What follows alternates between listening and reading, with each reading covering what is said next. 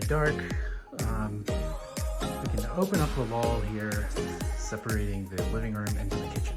Now there is no actual dining room in this house, so it's a defined space for your laundry, utility area.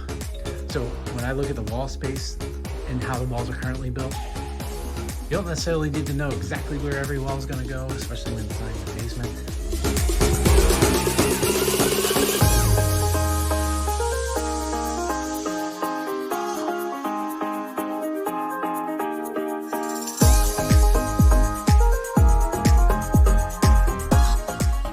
Framing is almost done.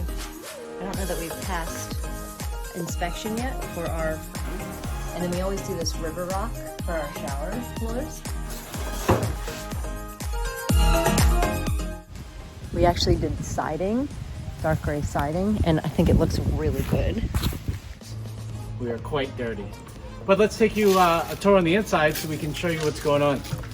So we just passed our rough-in inspections in one of our Frederick houses, and they are at the point of drywalling and sanding in preparation for paint.